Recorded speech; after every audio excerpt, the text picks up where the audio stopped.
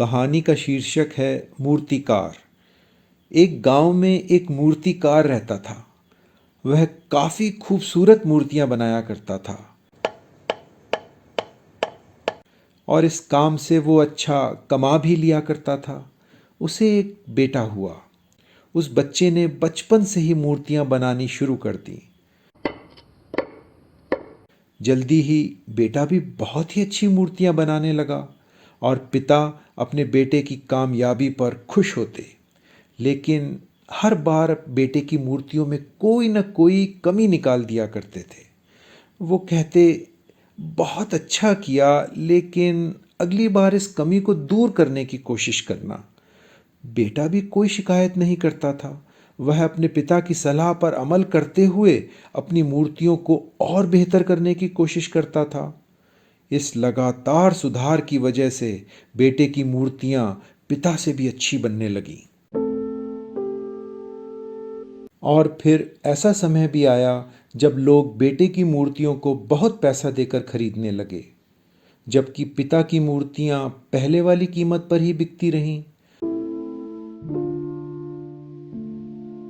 पिता अब भी अपने बेटे की मूर्तियों में कमी निकाल ही देते थे, लेकिन बेटे को अब ये अच्छा नहीं लगता था और वो बिना मन के उन कमियों को स्वीकारता, लेकिन फिर भी अपनी मूर्तियों में सुधार कर ही देता था।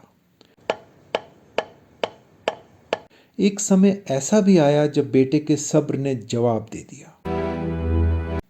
अगली बार जब पिता कमियां निकाल रहे थे तो बेटा बोला, आप तो ऐसे कहते हैं जैसे बहुत बड़े मूर्तिकार हैं।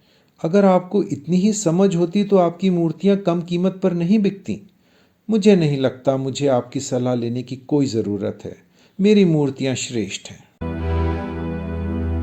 पिता ने जब बेटे की ये बात सुनी तो बेटे को सलाह देना और उसकी मूर्तियों में कमी निकालना बंद कर दिया।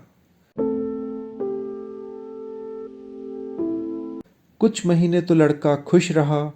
फिर उसने अनुभव किया कि लोग अब उसकी मूर्तियों की उतनी तारीफ नहीं करते जितनी पहले किया करते थे और अब उसकी मूर्तियों के दाम बढ़ना भी बंद हो गए।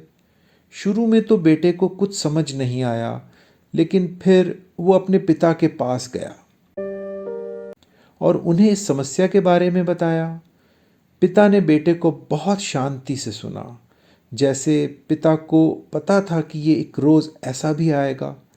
बेटे ने भी इस बात को महसूस किया और उनसे पूछा, क्या आप जानते थे कि ऐसा होने वाला है? पिता ने कहा, हाँ, क्योंकि आज से कई साल पहले मैं भी इस हालात से टकराया था। बेटे ने सवाल किया, तो फिर आपने मुझे समझाया क्यों नहीं? पिता ने जवाब दिया, क्योंकि तुम समझना नहीं चाहते थे। पिता आगे कहते हैं, मैं जानता हूं कि तुम्हारे जैसे अच्छी मूर्तियां मैं नहीं बनाता। यह भी हो सकता है कि मूर्तियों के बारे में मेरी सलाह गलत हो और ऐसा भी नहीं है मेरी सलाह की वजह से ही तुम्हारी मूर्तियां बेहतर बनी हों। लेकिन जब मैं तुम्हारी मूर्तियों में कमियां दिखाता था तब तुम अपनी बनाई मूर्तियों से संतुष्ट नहीं होते थे। तुम खुद को बेहतर करने की लगातार कोशिश करते थे और वही बेहतर होने की कोशिश तुम्हारी कामयाबी का कारण था। लेकिन जिस दिन तुम अपने काम से संतुष्ट हो गए और तुमने यह भी मान लिया कि इसमें और सुधार की गुंजाइश नहीं है, तुम्हारा विकास वहीं रुक गया। लोग तुमसे हमेशा बेहतर की उम्मीद करते हैं और यही कारण है कि अब तुम्हारी मूर्तियों के लिए तुम्हारी तारीफ नहीं होती, ना ही उनके लिए तुम्हें ज़्यादा पैसे मिलते हैं। बेटा थोड़ी देर तो चुप रहा, फिर उसने सवाल किया, तो अब मुझे क्या करना चाहिए? पिता ने जवाब दिया, अपने काम से असंतुष्ट होना सीख लो। मान लो तुम में हमेशा बेहतर होने की गुंजाइश बाकी है। यही एक बात तुम्हें हमेशा बेहतर होने के लिए प्रेरित करती रहेगी, तुम्हें हमेशा श्रेष्ठ बनाए रखेगी।